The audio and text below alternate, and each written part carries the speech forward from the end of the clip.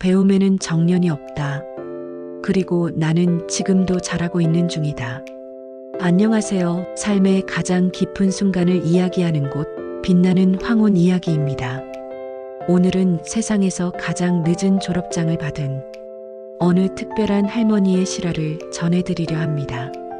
당신이 지금 어떤 나이에 어떤 자리에 있든 이 이야기 하나가 조용히 당신의 마음을 두드릴 수 있기를 바랍니다.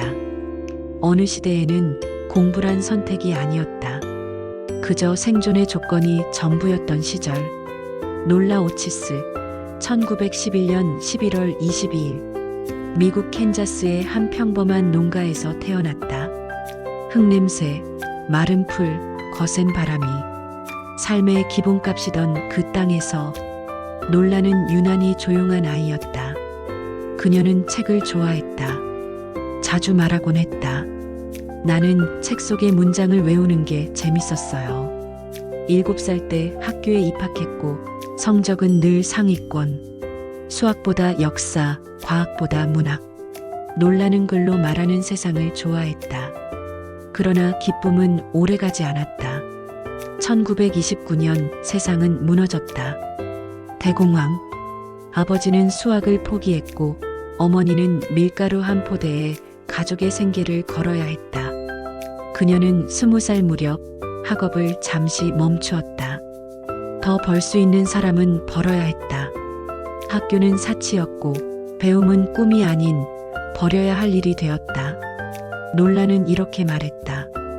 나는 학교를 멈췄지만 책장을 넘기는 손은 멈추지 않았어요. 그 손은 곧 가족을 보살피는 손이 되었고 아이 넷을 품에 안는 손이 되었고 밭에서 거름을 뿌리고 밀가루 반죽을 이겨내는 손이 되었다.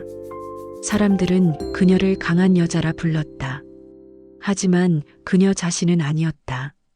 그녀는 조용히 어느 밤 일기장에 이렇게 썼다. 나는 책상에서 일어나 싱크대 앞으로 갔다. 나는 아직도 교실 꿈을 꾼다. 1933년 22살. 놀라 오치스는 결혼했다. 남편은 같은 지역 농장의 아들이었다. 온화했고 손이 크고 따뜻한 사람이었다. 사랑이라기보다는 함께 견딜 수 있는 사람. 그게 그 시절엔 더 중요한 덕목이었다. 결혼식 사진은 남아있지 않았다. 작은 마을 교회, 자그마한 케이크, 그리고 두 사람의 손. 그녀는 손을 꼭 잡고 말했다. 좋은 날만 많진 않겠지만 같이 있었으면 좋겠어요. 농장의 삶은 거칠었다. 계절은 늘 극단이었다. 겨울은 가혹했고 여름은 가뭄이었다. 소는 병들었고 옥수수는 가끔씩만 자랐다. 아이들은 하나둘 태어났다. 첫째는 딸, 둘째는 아들, 셋째는 조산으로 세상을 떠났고 넷째와 다섯째는 함께 자라났다. 놀라는 하루도 허투루 보낸 적이 없었다. 남편은 일찍 늙었다. 과로, 허리 통증, 그리고 무뚝뚝한 침묵. 놀라는 불평하지 않았다. 그 시절 여자들은 누구도 자기 고생이라 말하지 못했다.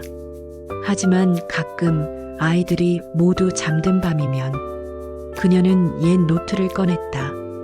종이도 누렇고 잉크는 번졌지만 거기엔 분명히 어메리칸 리터러처 100일 이라는 글자가 적혀 있었다. 그녀는 혼잣말처럼 읽었다. 에밀리 디킨슨, 월트 휘트먼, 그리고 고등학교 시절 외우던 시구절들. 삶은 멈추지 않았다. 하지만 나도 함께 흐르고 있었다. 그녀의 하루는 무겁고도 단단했다. 아이들의 도시락을 싸고 저녁에는 고무장갑을 끼고 화장실을 닦았다. 밤에는 고장난 라디오에서 음악이 흘러나왔다. 쇼팽, 가곡, 그리고 간혹 클래식. 그 소리에 그녀는 잠이 들었다. 남편은 점점 말수가 줄었다. 그리고 어느 봄 그는 아무 말 없이 농장의 한 그루 나무 아래서 심장마비로 세상을 떠났다. 장례식 날 모두들 울었지만 놀라는 아무 말 없이 하늘만 올려다보았다. 그녀는 울지 않았다. 그날 그녀가 입은 검정 원피스는 딱 한 번 더 입게 될 옷이었다. 아이들은 자라났다. 출가했고 자신들의 아이를 낳았다. 이제 놀라는 할머니가 되었다. 하지만 그녀는 여전히 엄마로, 아내로, 그리고 노동자로 살고 있었다. 배움은 아주 오래된 페이지처럼 그녀의 삶 한켠에 눌려 있었지만 완전히 사라지진 않았다. 그녀는 몰랐다. 90이라는 숫자 이후 그녀 삶의 가장 반짝이는 장면이 기다리고 있다는 걸. 나이가 들면 익숙한 것에만 기대게 된다. 식사 시간, 약 복용 시간, 뉴스 채널 번호, 자식의 전화 주기. 놀라 오치스도 그랬다. 정해진 시간에 눈을 뜨고 조용히 창밖을 바라보다 낡은 라디오를 켰다. 그러다 어느 날 손녀가 대학 입학을 준비하며 이렇게 말했다. 할머니, 나 캠퍼스 투어 갔다 왔어요. 기숙사 진짜 좋아요. 놀라는 웃으며 고개를 끄덕였지만 가슴 어딘가 깊숙한 데서 묵직한 울림이 올라왔다. 그래, 나도 그랬었지. 그날 밤 놀라는 서랍을 열었다. 거기엔 노랗게 바랜 공책, 지워진 연필 흔적, 그리고 이름이 적힌 오래된 학생증이 있었다. 놀라 오차스? 캔자스 주립대학교. 한참을 들여다보다 그녀는 무심히 한마디를 중얼거렸다. 혹시 아직 받아줄까? 다음 날 놀라는 큰맘 먹고 전화를 걸었다. 떨리는 손으로 다이얼을 누르고 음성 안내를 몇 번 지나 상담원에게 이렇게 말했다. 저 옛날에 여기 다녔던 학생인데요. 제가 지금 다시 수업을 듣고 싶어서요. 상담원은 순간 멈칫하더니 조심스럽게 되물었다. 혹시 연세가? 놀라는 정확히 말했다. 올해 90입니다. 하지만 걱정 마세요. 아직 눈은 잘 보이고 책은 아직 좋아합니다. 그 전화는 그녀 인생의 새로운 장을 여는 첫 페이지였다. 수업 첫날 놀라는 스스로 대학생이 되었음을 실감했다.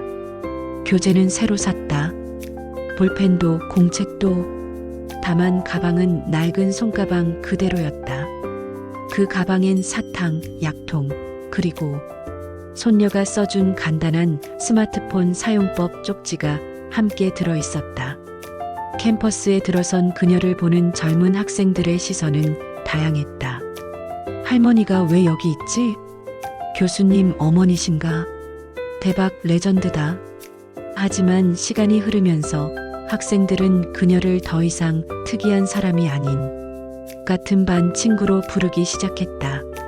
놀라 씨, 저희 조 발표 같이 하실래요? 어제 과제 보셨어요? 교수님 빡세요. 할머니 아니, 놀라 씨, 이 부분 제가 대신 읽어드릴게요. 그녀는 젊은이들 틈에서 자신도 모르게 웃음이 많아졌다.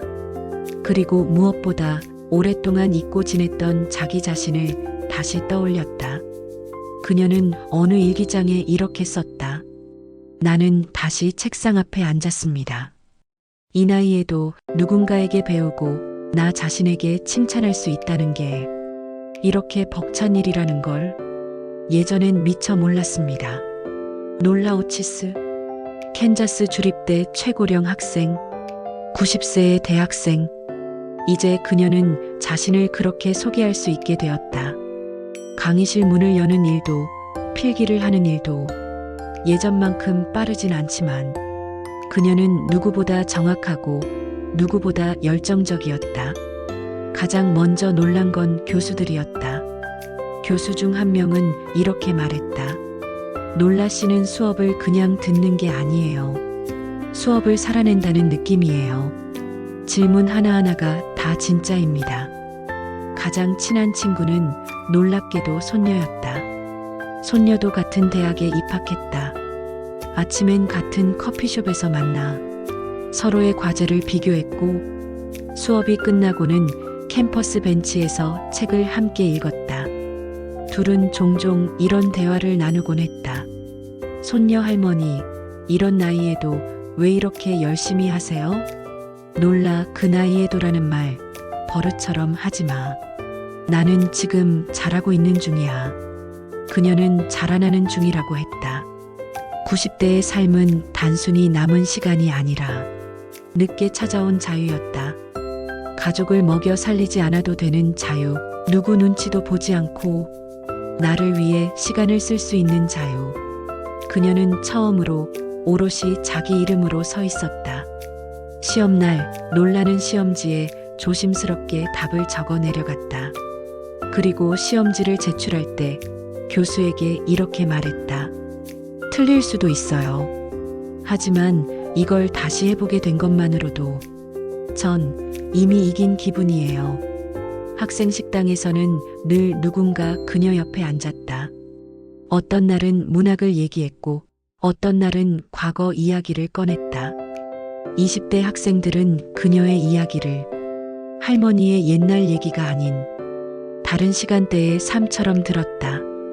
그녀가 즐겨 말하던 문장이 있었다. 너희가 보는 건 내 주름이지만 나는 지금 마음이 펴지는 중이야. 어느 날 캠퍼스 신문사에서 그녀를 인터뷰했다. 기자가 마지막에 물었다. 놀라 씨, 혹시 후회되는 게 있다면요? 놀라는 잠시 웃었다. 그리고 고개를 살짝 저었다. 아니요. 오히려 다행이에요. 그때는 못했지만 지금은 하잖아요. 세상에 늦은 시작이란 없어요. 그냥 준비된 시간만 있을 뿐이에요. 수업이 없는 오후, 놀라는 캠퍼스 한켠의 오래된 벤치에 앉았다.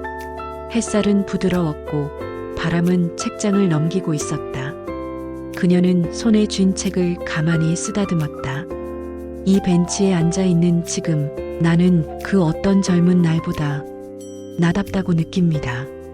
2007년 5월의 어느 맑은 날, 캔자스 주립대학교 졸업식장, 하얀 천막이 쳐지고 관중석엔 수많은 가족과 친구들이 앉아 있었다.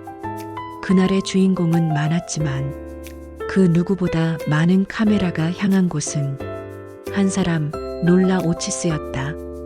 95세, 세계 최고령 대학 졸업생, 그리고 손녀와 같은 날 졸업하는 할머니 대학생. 그녀는 검정색 졸업가운을 입고 모자를 곧게 눌렀었다. 왼쪽 가슴엔 작고 단단한 이름표, 놀라 오치스, 일반학 학사. 그녀 옆엔 손녀가 서 있었다. 조금 울컥한 얼굴로 그러나 누구보다 자랑스럽게 웃고 있었다. 둘은 손을 맞잡고 무대에 올랐다. 세상이 준비한 스포트라이트가 두 세대를 한꺼번에 비췄다. 총장이 이름을 불렀다. 노라 오치스. 장내는 터질 듯한 박수와 함성으로 가득 찼다. 놀라는 천천히 단상으로 걸어 올라가 학위를 받았다. 총장은 그녀에게 악수를 하며 속삭였다. 당신은 오늘 우리 모두의 스승입니다. 졸업식 후 인터뷰가 이어졌다. CNN, MBC, BBC까지 세계 곳곳에서 95세 졸업생의 이야기를 보도하기 위해 몰려들었다. 기자는 물었다. 가장 좋았던 순간은 언제였습니까? 놀라는 이렇게 대답했다. 딸이 아닌 손녀와 함께 같은 날 같은 옷을 입고 같은 무대에 섰던 순간 세상에서 제일 따뜻했어요. 그날 밤 가족은 작은 파티를 열었다. 누군가 놀라에게 말했다. 이제 진짜 여한 없으시죠? 놀라는 조용히 웃으며 고개를 저었다. 여한은 없어요. 대신 욕심은 생겼어요. 대학원 수업도 한번 들어볼까 하고요. 그녀의 얼굴엔 주름이 많았지만 그날만큼은 아무도 그녀를 노인이라 부르지 않았다. 그녀는 단지 자기 꿈을 향해 다시 걸어간 사람일 뿐이었다. 그리고 그 졸업장이 증명한 것은 학력이 아니라 그 긴 시간 동안 마음속에서 꺼지지 않은 작은 불꽃이었다. 졸업 이후에도 놀라 오치스는 멈추지 않았다. 그녀는 진짜로 대학원 수업을 들었다. 문학사, 현대시, 그리고 한 편의 논문도 준비했다. 손녀는 사회인이 되었고 놀라는 다시 학생증을 꺼내 들었다. 도서관 한 구석에 앉아 책을 읽던 그녀는 한 인터뷰에서 이렇게 말했다. 공부는 젊은 사람들만 하는 게 아니에요. 오히려 나이가 들수록 내가 누구인지 더 알고 싶어져요.